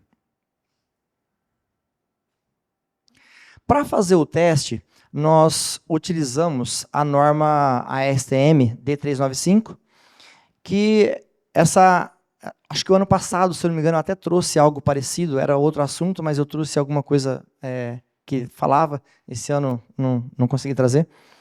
Então, a gente pega um corpo de prova e comprime esse corpo de prova a uma determinada compressão, um fator de compressão determinado, e a gente deixa isso a um tempo e uma temperatura também específica, especificado pela norma. No caso da NBR, a norma diz que a gente precisa fazer esse teste com 22 horas a 100 graus. O fluorsilicone, a mesma norma diz que esse teste precisa ser a 175 graus. Aí já dá para saber que ele tem uma temperatura de trabalho bem maior mesmo, né? Se eu fizer o mesmo teste com fluorsilicone a 100 graus, ele vai dar um resultado diferente do que a norma fala. Inclusive, um resultado que beneficia o fluorsilicone. Então, de repente, a deformação permanente desse material vai ser menor do que realmente ele vai acontecer de fato. Tá? Então, a gente precisa usar os testes aí. Esse teste, na verdade, é o teste normativo. Tá? Para o teste que eu vou apresentar, a gente fez um trabalho um pouquinho diferente. E aí, o teste diz o seguinte: se a deformação for menor ou igual a 25%, essa borracha está aprovada.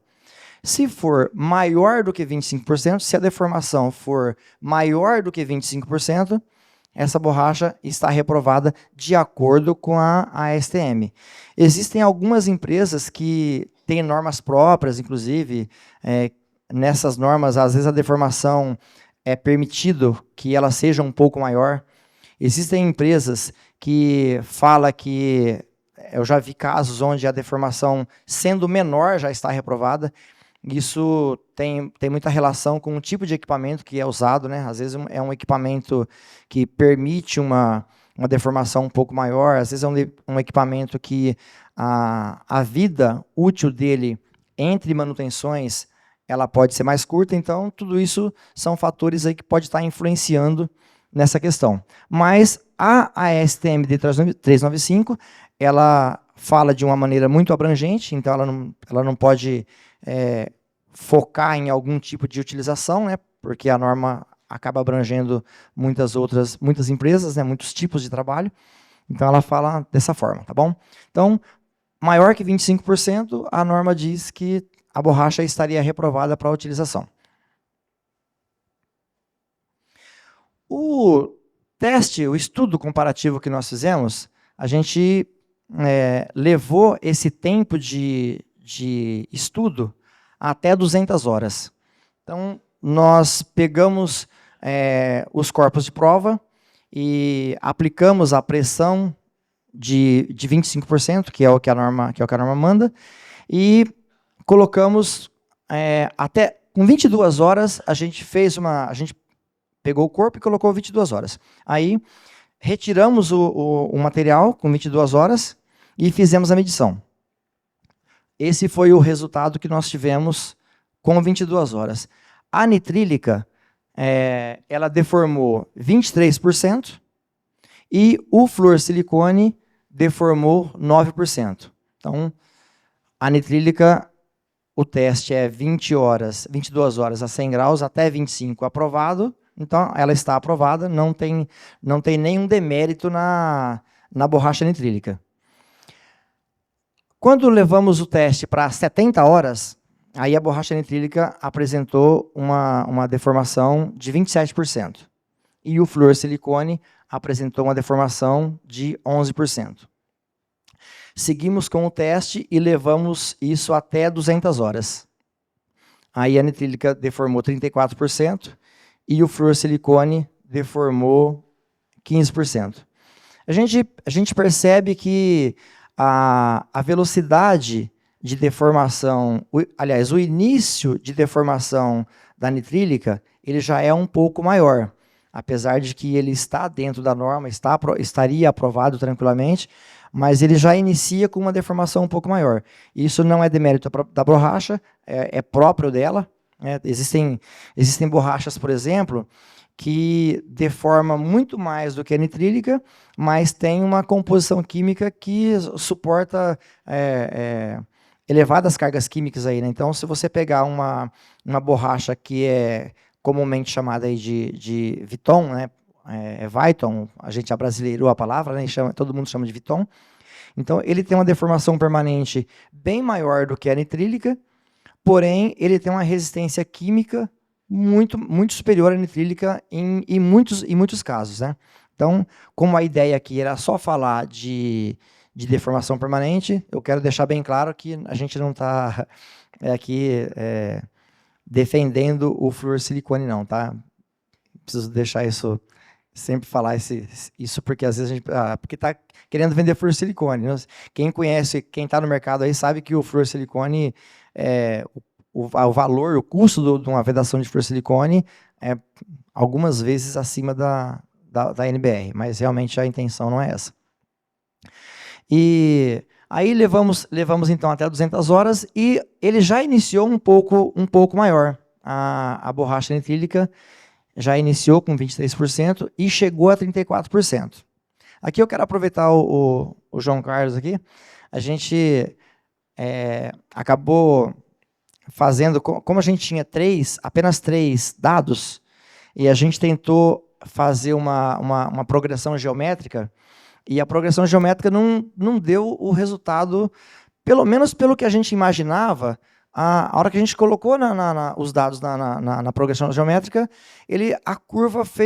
aconteceu a curva de uma maneira, estava estranho ao que a gente imaginava que fosse acontecer. Aí, o que a gente fez, João? Perguntamos para o chato. Inserimos os dados lá no chat GPT e ele, à primeira vista, ele até deu uma informação também que a gente entendeu que não estava boa, mas não é porque ele não sabia, é porque a pergunta que nós fizemos para o chat GPT foi uma pergunta, do ponto de vista dele, errada. Aí melhoramos a nossa pergunta, foi uma conversa bastante saudável. Aí a gente melhorou o nível de pergunta e acabou se criando uns gráficos que eu vou apresentar agora. Então, já estamos usando também, tá, João? Muito bom.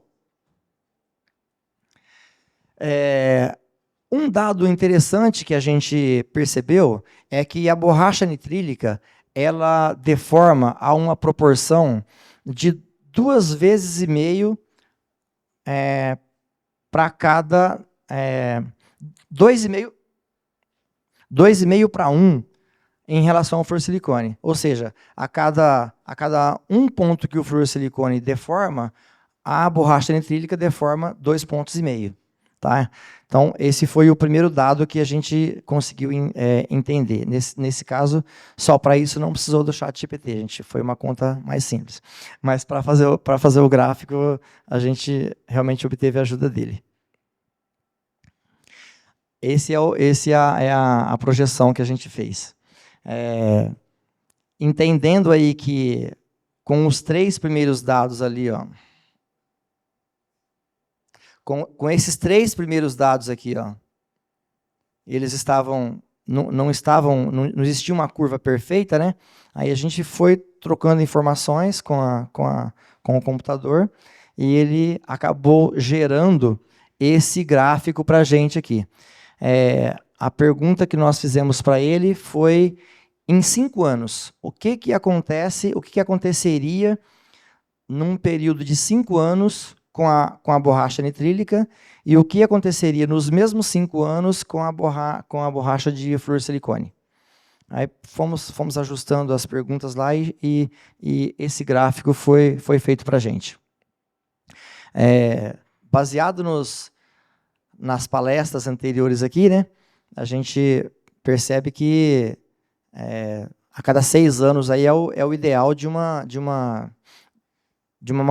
manutenção de um transformador, né? Então, se em 6 anos a gente não, pelo que eu entendi, pelo menos, a gente não deve passar de 6 anos entre períodos de manutenção e a borracha nitrílica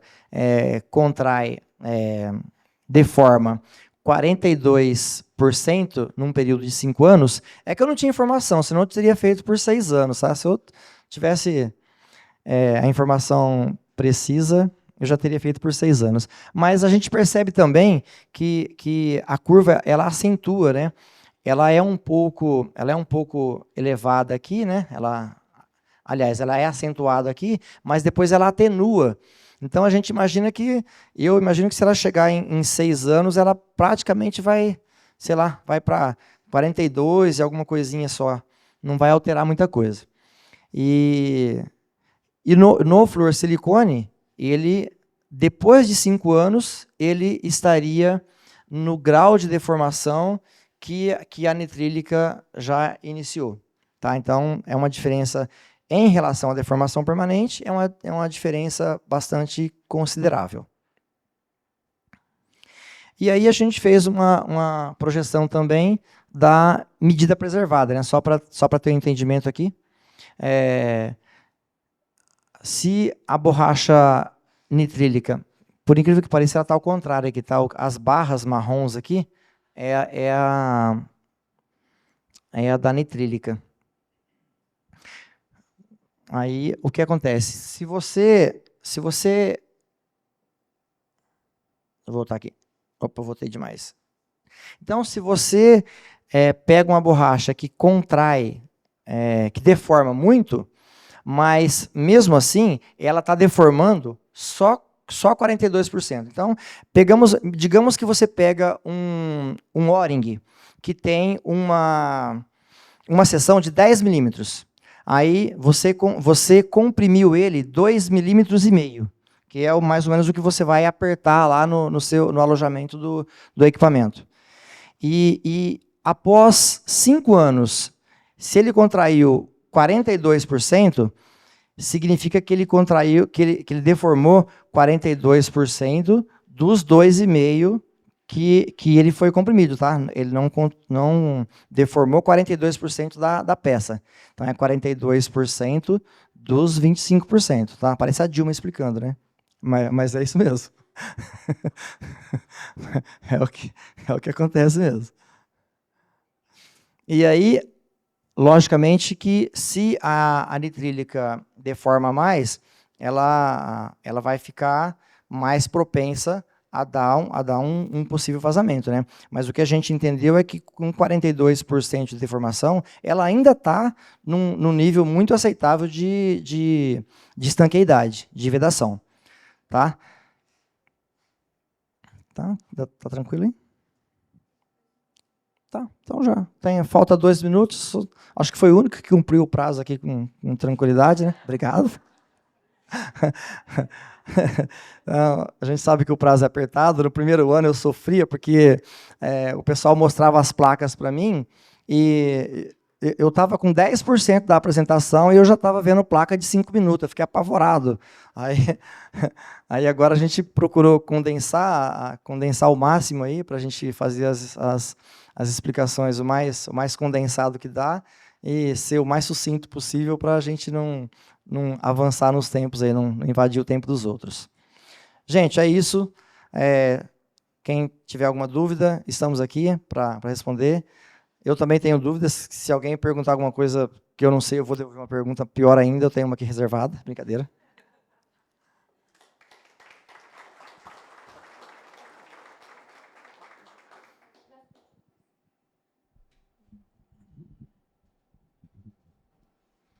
Parabéns pela apresentação, cuidado com a pergunta, mas tu vai tirar de letra, bem, é uma curiosidade só. Tá. Essa NBR, qual é o teor de acrilonitrila dela? 46%. Porque tem essa questão, né? Dependendo da composição, a gente pode ter borrachas nitrílicas melhores ou piores, como você comentou, né? Que não necessariamente toda nitrílica vai ter esse comportamento. Acho que essa diferenciação não seria importante ser mencionada ou não? É que, no caso, a gente trabalhou uma borracha nitrílica, o trabalho foi para esse evento, então a gente trabalhou uma borracha nitrílica que é especialmente produzida para óleo mineral isolante.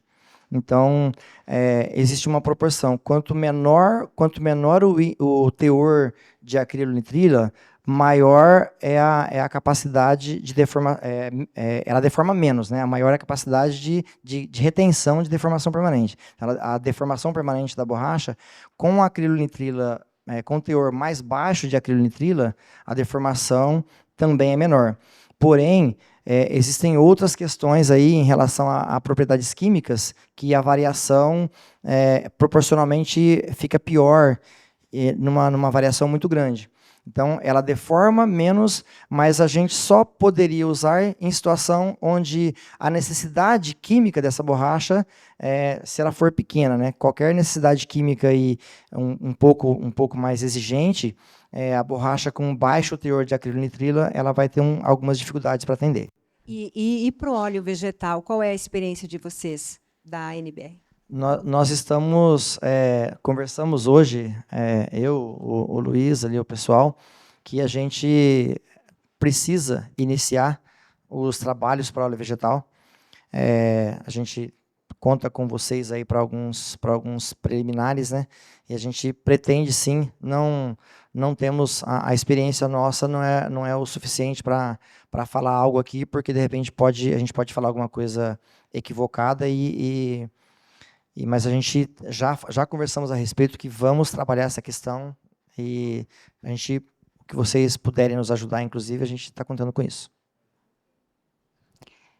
Eu tenho uma pergunta, Tatiana da VEG. Parabéns pelo trabalho, bem interessante e importante. Claro. E eu só queria fazer uma consideração, na verdade.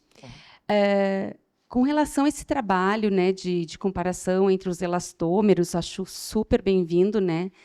E eu faço só um ponto de atenção, talvez possa te ajudar nessa linha, até como a Helena comentou. Os vastos trabalhos que a gente tem feito, né, ao longo, né, desses anos e discutindo sobre uma especificação adequada, né, desse equilíbrio do químico, né, com a parte mecânica da borracha, sempre é bom fazer ensaios com compatibilidade de óleo mineral e vegetal. Então, se serve assim de uma orientação, a gente teve na VEG uns resultados bem positivos quando nós ensaiávamos um determinado material, independente da proporção, se era a de norma ou específica de um projeto, enfim, mas que, ao mesmo tempo, com o mesmo lote, com a mesma formulação da tua borracha, do teu elastômero, fazer no mesmo momento ensaio com óleo mineral e com óleo vegetal.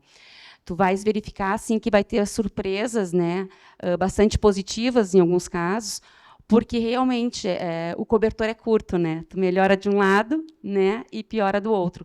E nós sempre estamos trabalhando, então, quando a gente fala em compatibilidade ou o comportamento do material com óleo isolante, vem essa questão, né? Então, óleo mineral e óleo vegetal éster natural. Então, assim, o ganho que a gente tem quando faz esse trabalho, que é bastante árduo para o laboratório, porque são muitas análises, mas o resultado dos trabalhos são espetaculares, assim, te dá uma orientação, um rumo da onde seguir. Parabéns. Obrigada. Ok, obrigado pela orientação.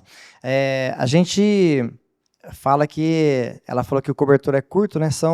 É um triângulo, né? Que ele não estica, né? Então, se você puxa para um lado, puxa uma ponta do triângulo para um lado, se você quiser melhorar algo na composição da borracha, automaticamente alguma das outras duas pontas vai ter que mover no sentido de piorar. Não tem como, né? A gente a não ser que você muda de borracha ou muda de composição, né? Mas o triângulo da borracha aí, ou o cobertor, como a Tatiana falou, realmente é assim que acontece.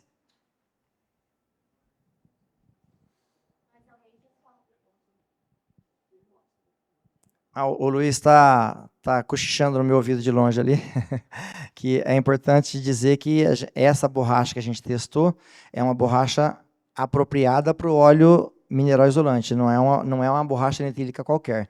A borracha nitrílica, existem muitas que são curadas com vulcanizadas, porque enxofre, então a gente chama de vulcanização, né? Essa que a gente fez, ela é curada com peróxido, então ela já tem uma característica química superior, independente do teor de acrilonitrila. Só o fato dela ser curada com peróxido já melhora bastante a capacidade química dela. Tá? Mas ainda assim, ela também é uma borracha com alto teor de acrilonitrila. Ari, parabéns ele pela apresentação. Posso fazer a última pergunta, né, gente? Posso? Tá bom. Comentário primeiro, né? Eu tive uma experiência com transformadores elevadores, e só para ver se mais ou menos o raciocínio estava certo, né? Uma característica importante, às vezes, levar em consideração a gente, às vezes, avalia deformação versus... Seria tensão, deformação? Seria isso? Ou ali, ou alguma coisa assim? E pergunta seria... levar em consideração outras variáveis, talvez temperatura e o tempo para atingir essa deformação. Por que essa pergunta? A característica de operação, por exemplo, de transformadores elevadores, devido ao tipo de operação que eles têm, né, eles ficam ali, a máquina pode ficar parada por conveniência operativa, reserva quente ou reserva fria, né, no caso. E se ela está fria, imagina a situação, por exemplo, uma usina hidrelétrica no sul do país, onde eu estou com a temperatura ali, próximo dos 5, 6 graus mais ou menos, e a máquina está parada por conveniência operativa e ficou ali por muito tempo. E aí eu tenho que ligar essa máquina em 20 minutos, ela está no sistema, ela já está ali com 50%, 60% da sua temperatura de operação, e daí a poucas horas atinge, então, o pico de operação. E salientando que a máquina que opera como transformador elevador, ela opera muito no limite ali da sua temperatura, foi projetada para operar bem no limite, ali com uma folga de pouco mais de 10%. Uhum. Então, ou seja, eu vou do mínimo ao máximo em pouco tempo, né? Em pouco tempo. Isso várias vezes ao longo do ciclo de vida. Então, considerando aí 5 anos, 6 anos, ela fez esse processo de um mínimo ao máximo várias vezes. E com isso, as máquinas apresentavam muito vazamento. Todos, 100% dos transformadores, entre 5 e 10 anos, já apresentavam muito vazamento.